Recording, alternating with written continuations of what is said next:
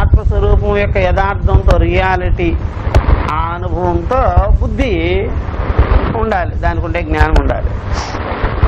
బుద్ధి యొక్క జ్ఞానం మీద ఆత్మ ఉన్నది, లేకపోతే దేవుడు ఉన్నాడు, నేను బుద్ధితో చెప్తున్నాను కదంటే నీ బుద్ధిని ఎవరు నమ్ముతారు? మనకి జగత్తులో అనేక రకాల, మనకి చిక్కులు ఇతరులకి చిక్కులు పెట్టించేది ఎవరు చెప్పండి? బుద్ధే. ఇప్పుడు భక్తుడు చిక్కులను పెట్టిస్తాడా, భగవంతుడు చిక్కులను పెట్టిస్తాడా చెప్పండి? భక్తుడు చిక్కులు పెట్టిస్తుంటాడు. ఎందుకంటే దేవుడు నానా యాతనలు పెట్టిస్తుంటాడు. కూర్చోమంటాడు, లేమంటాడు, అక్కడ అంటాడు, ఎక్కడ అంటాడు, అలా చేయి అంటాడు, ఇలా చేయి అంటాడు. ఓరి నాయన నీ గుడి నాకు నీ గొప్పలు అక్కర్లేదని పారిపోతాడు. ఎప్పుడు ఎవరు? ఇదివరకేమో ఒక నియమం పెడతాడు, ఉదయాన్నే అర్చనండి. తర్వాత ఇంకో నియమం పెడతాడు, అర్ధరాత్రికని. నాయన నీ దగ్గర ఉండడం నా వల్ల కాదు, కానీ నీ గొప్పలు వద్దు, నీ ప్రశంసలు నాకేం వద్దయ్యా, నేను పారిపోతాను అంతేనండి. ఎందుకని? వీడు క్షణబుద్ధి. ఎవరిదే? వీడు బుద్ధి మీద భగవంతుడు ఉండడు. భగవంతుడిని అనుసరించుకొని వీడు బుద్ధి ఉండాలి.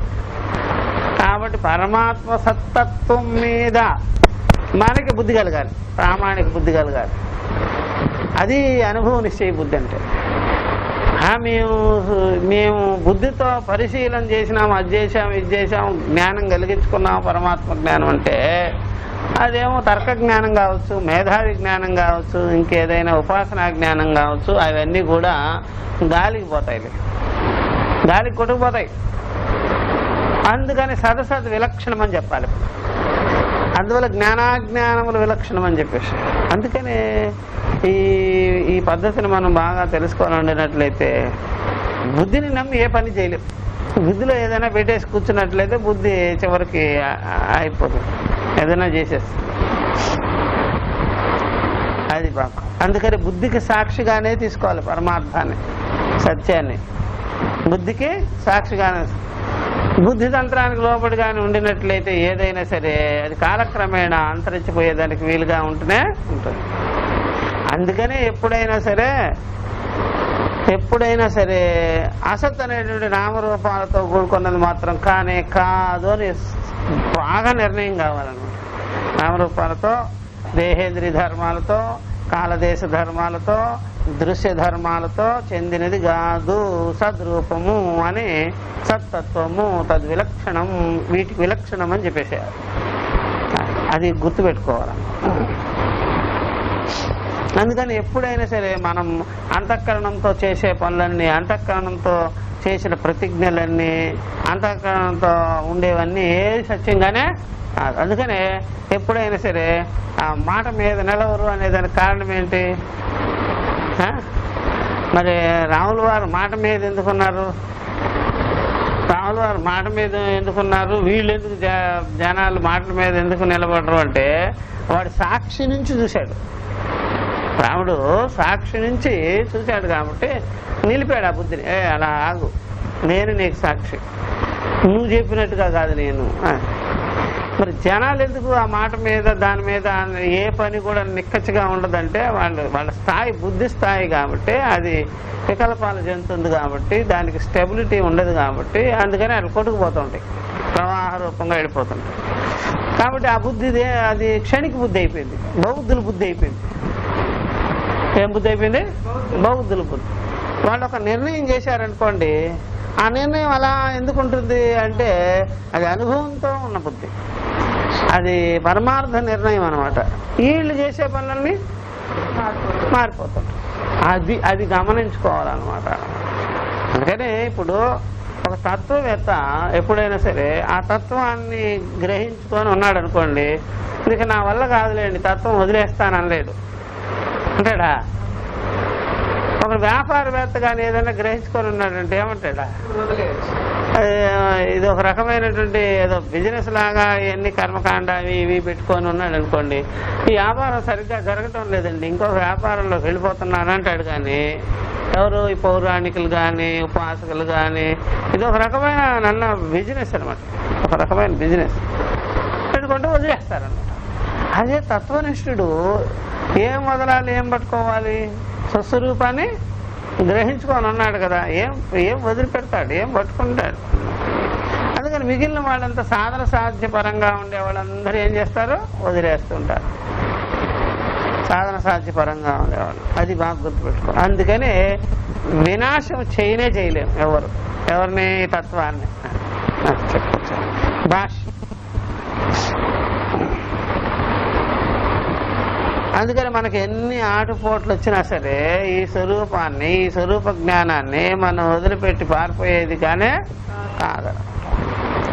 అవినాశి నా వినష్టం శీలమశైతి తు శబ్ద అసతో విశేషణార్థ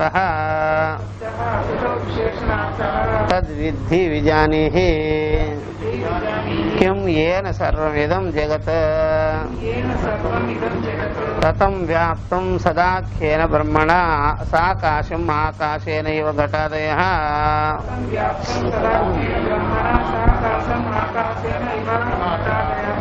వినాశం అదర్శనం అభావం అవ్యేష నవ్యేతి ఉపచయ అపచయౌ నా యాతి ఇతి అవ్యయం తస్య అవ్యయస్య. అది చెప్పుకొని ముందు పోదాం. అవినాశి నా వినష్టం శీలం అశైతి అన్నాడు. వినాశం జరిగేటువంటి స్వభావం దేనికి లేదో దాన్ని అవినాశి అంటారు.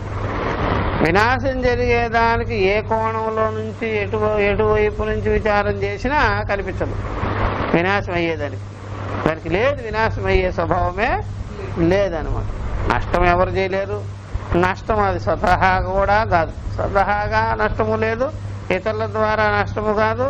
ఏ వైపు నుంచి విచారం చేసినా సరే దాని యొక్క వినాశము జరగని పని. ఇప్పుడు ఈ పరమాత్మ తత్వం ఉందనుకోండి, నేను బ్రహ్మమై ఉన్నానని, ఇది వినాశమయ్యే స్వభావంగానే కాదు. నేను బ్రహ్మమై ఉన్నాను సరే, ఇంకొకరు లేచి అన్నారంట అది వినాశం అవుతుంది అన్నట్టు. ఈ బ్రహ్మ జ్ఞానం ఉందే, ఈ బ్రహ్మతత్వము వినాశమైపోతుంది.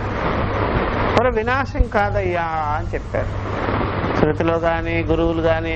అసలు వినాశం అయ్యేదానికి సోర్సే లేదు అని చెప్పి ఇంకొకటి లేచి వినాశం అవుతుంది అని. ఎందుకు రాలా అంటుంటావు, నేను మనసులో భావించేసుకునేటప్పుడు అప్పుడప్పుడు వెళ్ళిపోతుంటుంది కదా అని. ఓర్ని అలాగైతే కరెక్టేనయ్యా. నీ మనోబ్రహ్మం ఉంది ఏమైపోద్ది, నిన్ను అసలు బ్రహ్మాన్ని ఏదో ప్రతిబింబమా తీసుకొచ్చి మనసులో పెట్టుకునేదానికి నిన్ను ఎవడు అక్కడ పెట్టుకోమన్నాడు? నువ్వు ఆ మనసుకు సాక్షిగా ఉన్నావు, ప్రతిబింబ రూపుడు కాదు, భావనా రూపుడు కాదు. అదేదో మనసులో భావించుకునే లక్షణం కాదయ్యా, ఆ భావనలకే సాక్షి. చూసారా, అది అగోచరము, అది అభావన, త్రిగుణాతీతము, భావాతీతము, సర్వసాక్షి. దృక్కు కాదు, దృశ్యం కాదు, దృక్ స్వరూపము.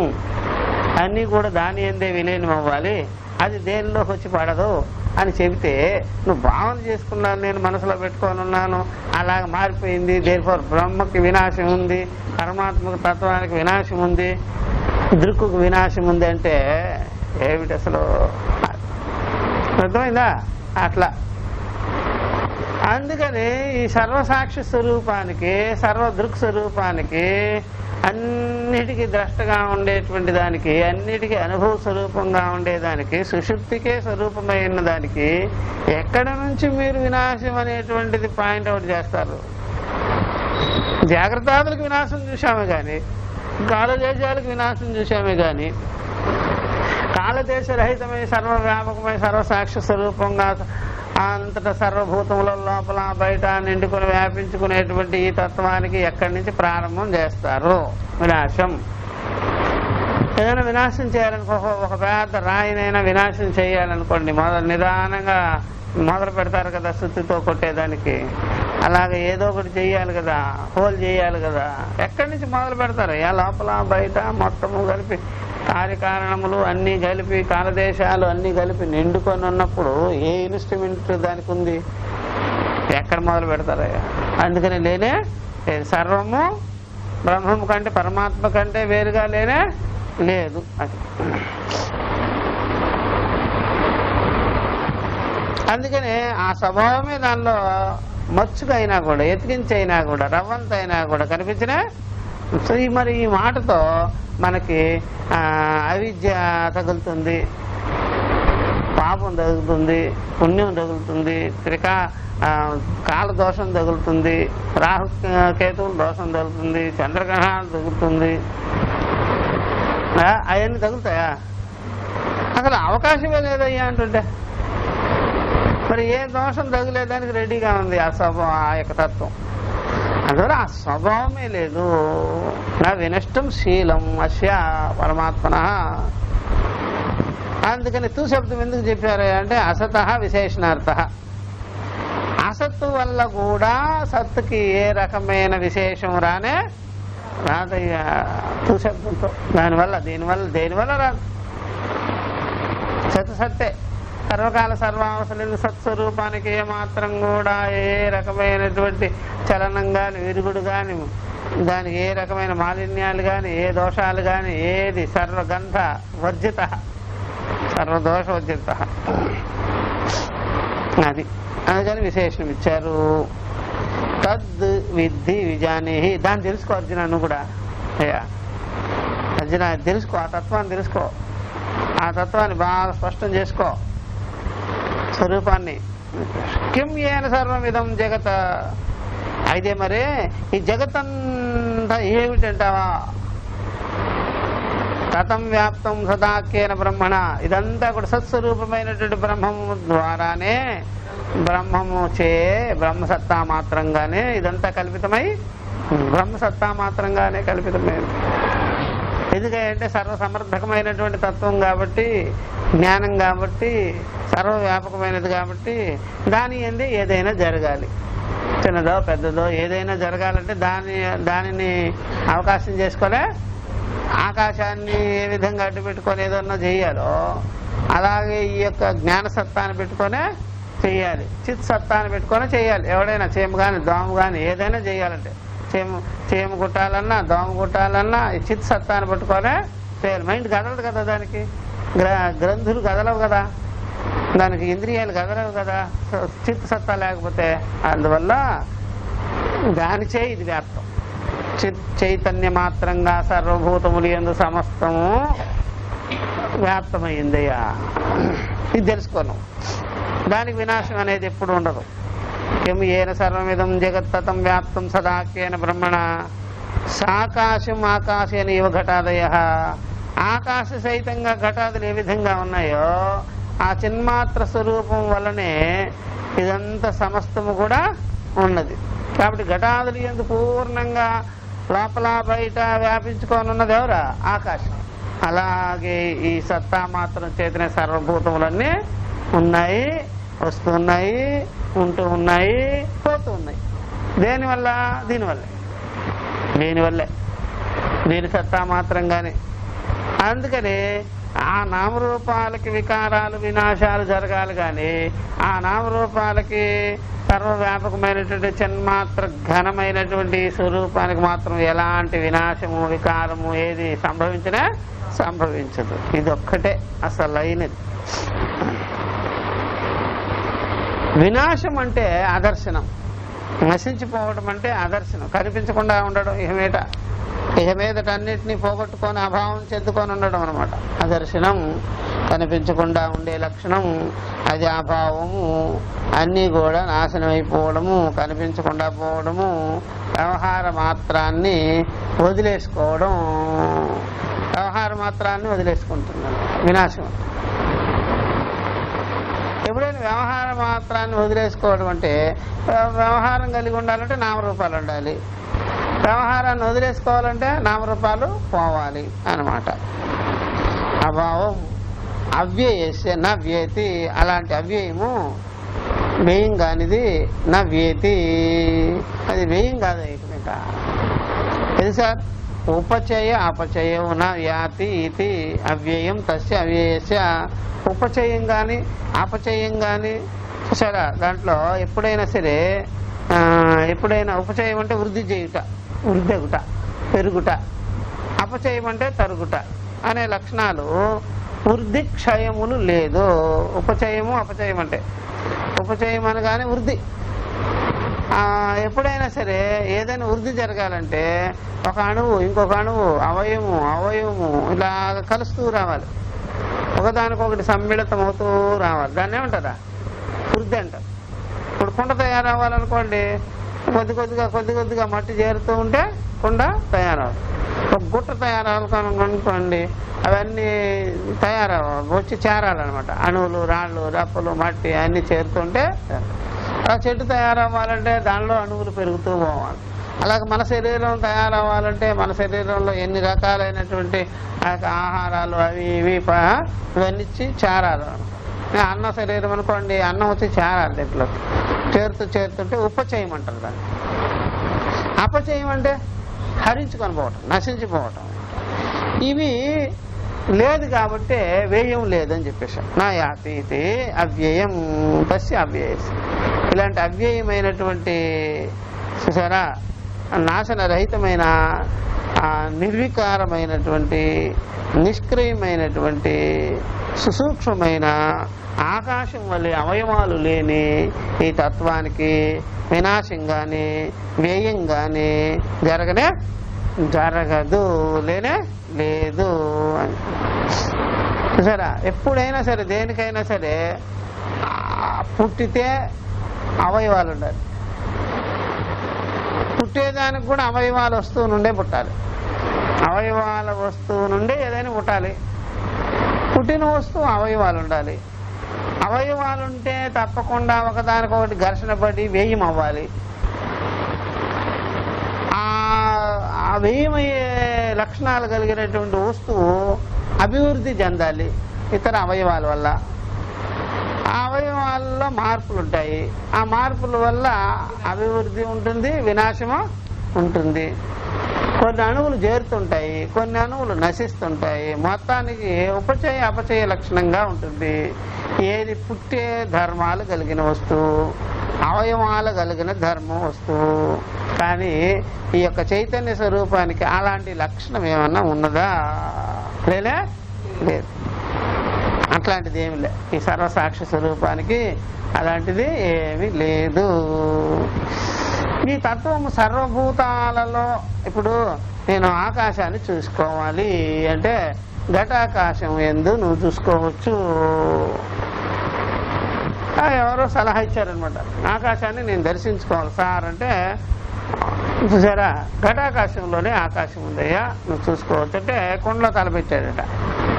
ఘటాకాశాన్ని చూసేదని కుండలో. అలాగా చిన్మాత్ర స్వరూపుడైనటువంటి పరమాత్మని నేను దర్శించుకోవాలంటే ఈ జీవుల్లో, ఈ భూతాల్లో ఉంది సాక్షి రూపంగా అని చెప్తే దాన్ని గోష్ఠి చూశాడంట. అట్లా ఉంటుంది సంగతి. వ్యవహారం అంతా ఇలాగుంటుంది అనమాట. ఆకాశాన్ని చూడాలరా అంటే ఘటంలో ఉందంటే ఘటంలో తలపెట్టాడు. ఇలా అంటే ఘటం పగలకొట్టి చూస్తాడేమో. ఈ చిన్మాత్ర స్వరూపుడైన పరమాత్మ సర్వవ్యాపకం అంటున్నారు కదా, ఆయన్ని తెలుసుకోవాలి, ఆయన చూడాలి అంటే భూతముల్లోనే సాక్షి మాత్రగా ఉన్నాడంటే భూతాన్ని పగలకొట్టి చూస్తాడు. ఈడు భూతం కదా, సర్వభూతములు ఎందుకు సాక్షి స్వరూపంగా ఉన్నాడంటే నాకు కనిపించలేదే అంటాడు. నీ బుద్ధినే చూసేవాడు, నువ్వు దేంతో నువ్వు చూస్తానో తెలుసుకుంటానంటున్నావో దానికే సాక్షిగా ఉన్నాడు అంటే మరి నాకు తెలియాలి కదా. నీకు తెలియబడేదంతా ఎదురుగా ఉండేదే కానీ నిన్ను తెలుసుకునేది నువ్వు తెలుసుకోలేదు. నువ్వు అయ్యి ఉంటావు. నిన్ను తెలుసుకునేది నువ్వు అయ్యి ఉంటావు, నువ్వు తెలుసుకునేది నువ్వు కాదు. సరేనా? నిన్ను తెలుసుకునేది నువ్వు అయి ఉంటావు, నిన్నే తెలుసుకుంటున్నది అది నువ్వు అయి ఉంటావు, నువ్వు అయ్యే ఉన్నావు. నువ్వు తెలుసుకునేది నువ్వు కాదు. అర్థమైనా? వీడు తెలుసుకునేది ఏంటి? దేహము, ఇంద్రియాలు, ప్రాణము, విషయాలు, ఇవన్నీ వీడు కాదు. అది అర్థమవుతుందా? మనచే తెలియబడేది మనం కాదు. అది సరే, నన్ను తెలుసుకునేది నేనయ్యున్నా. అలా విచారం చేయాలి. కాబట్టి నన్నే వ్యాపించుకున్నది నేనయ్యున్నా, నాచే కల్పింపబడింది నేను కాదు.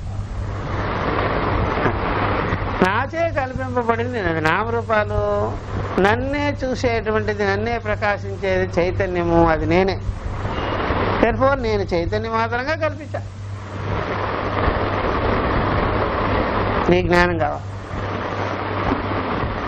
ఈ జనాలు ఏం చేస్తున్నారంటే ఈ ప్రకారంగా దాన్ని చూడాలి, దాన్ని తెలుసుకోవాలి అనుకుంటుంటారు కదా. అది ఆ ప్రకారంగా వ్యయమయ్యే వస్తువు కాదు. తెలుసుకునేదానికి, చూసేదానికి. తెలుసుకునేవన్నీ, చూడబడేవన్నీ వ్యయమయ్యే వస్తువులే, అవ్యయమైనది మాత్రం కాదు. నిన్ను చూసేది, నిన్ను తెలుసుకునేది, నీకు వ్యాపకంగా ఉండేది, నీకు సత్తాగా ఉండేది, నీకు స్వరూపంగా ఉండేది, అది మాత్రమే అవ్యయమైనది. అది నీవే అయ్యున్నావు. నువ్వు తెలుసుకోవాల్సిన పనిలే. తెలుసుకుంటే ఇలా తెలుసుకోవాల్సింది. నువ్వు తెలుసుకోవాల్సిన పని లేదు.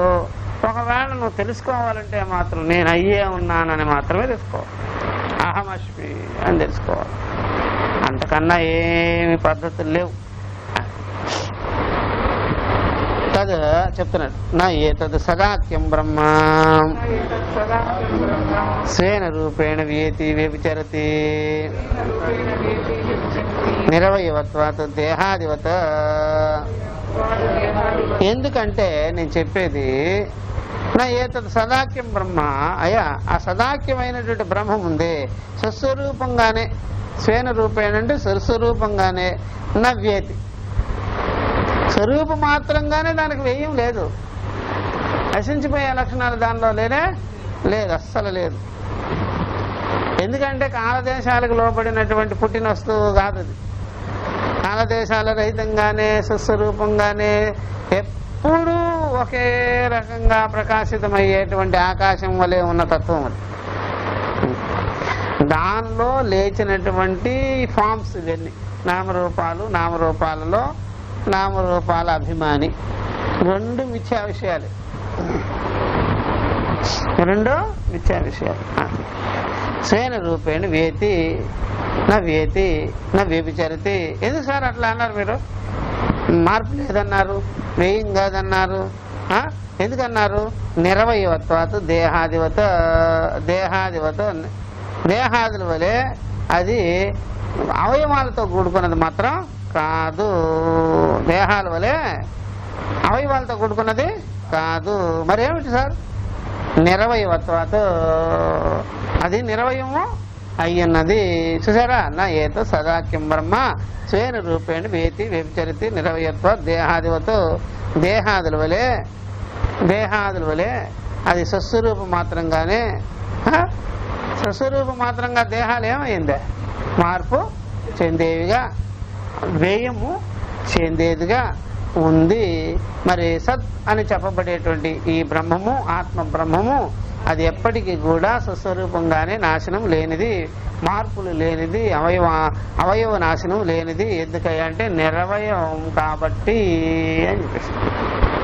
నిరవయవం కాబట్టి అది బాగా గుర్తుపెట్టుకోవాలి. ఇప్పుడు అంటున్నారు మంచి భాష ఇక్కడి నుంచి, నా ఆత్మీయేన ఆత్మీయాభావాత్ యథా దేవదత్తః ధనహాన్యావేతి నతు ఏవం బ్రహ్మ వేతి. కాబట్టి మనకి ఎప్పుడైనా సరే మన ఆత్మ సంబంధీకులైనటువంటి వాళ్ళు ఎవరైనా కానీ వెళ్ళిపోతే, చనిపోతే, వాళ్ళు లేకపోతే మనము లేని వాళ్ళం అయిపోతాం. పుత్రే నష్ట అహం నష్ట, భార్య నష్ట అహం నష్ట అంటుంటాడు. పుత్రే నష్ట అహం నష్ట, wife is lost, life is lost అని చెప్తుంటాడు. నా ఆత్మీయేన ఆత్మీయ అభావాత్, మన ఆత్మీయులు ఎవరైనా సరే లేకపోతే మనం కూడా లేకుండా పోతాము అనేది అయిపోతుంది. ఏముందండి ఇంకా ఏమి లేదండి అంటుంటాడు. ఏముందండి ఇంకేమి లేదు అని చెప్పేసి లోకం. ఎప్పుడైనా సరే జగన్మిథ్య అంటే ఆ మాట అనాలి. జగత్ మిథ్య, సత్యం కాదు ఇదంతా, పరమాత్మ ఒక్కటే సత్యం. చేసేదానికి ఏముందండి, స్వస్వరూపం మాత్రంగా ఒక్క తత్వమే ఉన్నది అని కదా. వీడికి ఆత్మీయులు ఎవరన్నా పోయారనుకోండి సంసారికి, అన్నప్పుడు ఏముందండి అంతా అయిపోయిందండి అంటే, అంతా అయిపోయిందా అంటుంటాడు. ఏమిరా అంటే, నాకు ప్రియమైనటువంటి మనుషులే పోయారండి, అత్యంత ఇష్టలు, కావలసిన వారు, అణువళుల్లో నింపుకొని ఉన్నాను వాళ్ళని, వాళ్ళు నాకు పోయారు కదా అంటాడు. అర్థమైందా? అలాగా రాజుగారు ఏం చేస్తాడంటే, ధనాగారం మీద ఆశ వాడికి. ధనాగారం ఉంటే వాడికి పనితనం జరుగుతుంది కదా. ఆ రాజుగారికి ధనం పోయింది, కోశాగారం పోయింది. ధనే నష్ట, రాజ్ఞ నష్ట. సూసైడ్ చేసేసుకుంటాడు అప్పుడే. ధనమంతా ఖాళీ అయిపోయిందని, కోశాగారం అంతా ఖాళీ అయిపోయింది అనుకోండి, ఇంకేం చేయలేడు వాడు. ఇంకా సైన్యానికి తెలిస్తే, ప్రజలకు తెలిస్తే ఇంకేమన్నా ఉందా? మొత్తం ఏం చేసేస్తాడు, అటాక్. అందుకని వాడు వజ్రం కొట్టి తాగేస్తాడు, చచ్చిపోతాడు. ధనం లేదు కదా, చచ్చారు. అలాగే దేవదత్తుడు కూడా ఉంటే, ఇట దేవదత్త ఒకనొక మనిషి, వ్యాపారి, ఎవరైనా డబ్బు మీద వాడికి వ్యవహారం జరుగుతుంది అనుకోండి, ధనహాన్య వేతి. ఇప్పుడు లోకం అంతా అదే కదా, డబ్బు కోసం ఇంకొకటి చంపడం, దాని నిమిత్తంగా వీడు చావడం. రెండు రకాలుగా చావు ఉంటుంది. జైల్లో పెట్టేసినా చచ్చిన వాడితో సమానమే. భార్య బిడ్డల కోసం కదా ధనం, దానికోసమే భార్య బిడ్డలు పోతారు. వీడు జైల్లో ఉంటే ఏమైంది, ఏం తింటున్నారు, ఏం తాగుతున్నారు, ఏం చేస్తున్నారు, ఏమి లేదు. దేనికి రా నువ్వు జైల్లోకి వచ్చావంటే ధన నిమిత్తంగా. ఏమైందిరా, ధనం నిన్ను ఏమైనా చేసేసింది కాదు, దాని నిమిత్తంగా నేనే చేసేసిన. అందుకని వాడిని చంపా, వాళ్ళు నన్ను ఇక్కడ పడేశారు, లేకపోతే వీడిని చంపేస్తారు. ఎప్పటికైనా వీడు చచ్చిపోవాల్సిందే. అయిపోయి జనాలు దేనికోసం ఏం చేస్తున్నారో వాళ్ళకే తెలియటంలా, ఏమైపోతున్నారో వాళ్ళకే తెలియటంలా, ఎక్కడికి పోతున్నారో వాళ్ళకే తెలియటంలా. అంత మఠా. వీళ్ళు గమనం చేసేదంతా పెద్ద పెద్ద సంసార గోతుల్లోకి గమనం చేస్తున్నారు, వెళ్ళిపోతున్నారు. ఆ ఏనుగులకు దాని పెద్ద పెద్ద సొరంగాలు తవ్వి పెట్టుంటారట, గోతులు పట్టుకునేదానికి ఏనుగు. అలాగే వీళ్ళకి కూడా పెద్ద పెద్ద గోతులు ఉంటాయి, మందు పాత్రలు ఉంటున్నాయి. వీళ్ళు చేష్టలే అలాగా ఉంది, నడిచే గమనమే. ఏమవుతారో తెలియదు. ఎందుకని వాళ్ళకి వివేకం లేదు అసలు. జీవితం అంటే తెలియదు. జీవితాన్ని ఎలా జీవించాలి, జీవితం ఎందుకు వచ్చింది, ఏం చేయాలి, ఏం తెలియదు. లయం మయం అనమాట. అందుకని దేవదత్తుడికి వాడి ధనం పోతే, వాడికి ఆత్మీయులు పోతే, ఆ విధంగా వాడు వ్యయమైపోతున్నాడు, నాశనం అయిపోతున్నాడు, సర్వ నాశనం అయిపోతున్నాడు. సరే అవన్నీ పోయేటప్పుడు అది బాగా గుర్తుపెట్టుకోవాలి. అసలు నిజంగా ఇవన్నీ భౌతిక బంధాలు, భౌతిక వ్యవహారాలు, భౌతిక మమకారాలు అన్నీ పోవడమే వీడు మంచి మిగులు. మంచి మిగిలి అనమాట. నేను మిగిలాను రా బాబు అనుకుంటాడు. అవన్నీ పోతే వీడు చచ్చిపోయాడట, వీడు పోయాడట. అయ్యో అది ఏం అర్థం కాదు మనుషులకి. అందుకని యథా దేవదత్త ధనహాన్య వేతి నతు ఏవం బ్రహ్మ వేతి. అట్లా అత కాబట్టి చెప్తున్నారు, అవ్యయస్య అస్య బ్రహ్మణ వినాశం కశ్చిత్ కర్తుం అర్హతి న కశ్చిత్ ఆత్మానం వినాశయితుం శక్నోతి ఈశ్వర అపి. అండర్లైన్ చేసుకోవాల్సి మంచి మంచి లాజిక్ పాయింట్లు చూసారా. అత అవ్యయస్య అస్య బ్రహ్మణ, ఈ బ్రహ్మము అవ్యయం కాబట్టి ఎవడు కూడా వినాశం చేయలేడు. నకశ్చిత్ ఆత్మానం వినాశయితుం శక్నోతి ఈశ్వర అపి అన్నాడు. ఈవెన్ ఈశ్వరుడు కూడా చూసారా, వాడు ఇంద్రుడు కావచ్చు, చంద్రుడు కావచ్చు, బ్రహ్మము కావచ్చు, విష్ణువు కావచ్చు, ఎవరైనా ప్రజాపతి కావచ్చు, ఎవడైనా కావచ్చు, ఈవెన్ ఈశ్వర భగవంతుడు అనేవాడు ఎవడైనా ఉండినట్లయితే వాడు కూడా మన ఆత్మను ఏం వినాశం చేయలేడు. ఎవడి వల్ల కాదు. మీరు ఆత్మజ్ఞానం కలిగించుకొని ఉన్నారనుకోండి, ఎప్పుడైనా సరే మీకు ఎక్కడికైనా కారులోనో ఎక్కడోనో వెళ్ళిపోతూ ఉంటే ఎవరైనా సరే ఒక పుణ్యక్షేత్రము అక్కడ ఏదో కనిపించింది అనుకోండి, నేను నమస్కారం పెట్టుకుపోతే నా ఆత్మను నాశనం చేసేస్తాడు అనుకోవాల్సిన పనే సంసారాలు మాత్రం పెడుతుంటారు వెళ్ళిపోయేటప్పుడు. వాళ్ళకి ఏదో నష్టం, లావాదేవీలు ఉన్నాయి. దేంతో లావాదేవీలా? ధర్మాలతో పుణ్యపాపాలతో లావాదేవీలు సంథింగ్ ఉంది కాబట్టి. ఇప్పుడు ఆఫీసర్లు చూడండి ఎలా పెట్టుకుంటుంటారు. నాయన వాళ్ళకి ఉండే అభిమానం ఇంకెవరికి ఉండదు. మేము నన్ను చూసి సెల్యూట్ కొట్టలేదు ఏంటి అని చేసి నీకు ప్రమోషన్ లేకుండా చేస్తే, ఇంక్రిమెంట్ లేకుండా చేస్తే మోరినా ఆయన. ఇది అంత అమ్మలక్కల పనులే ఆఫీసుల్లో జరిగేదంతా.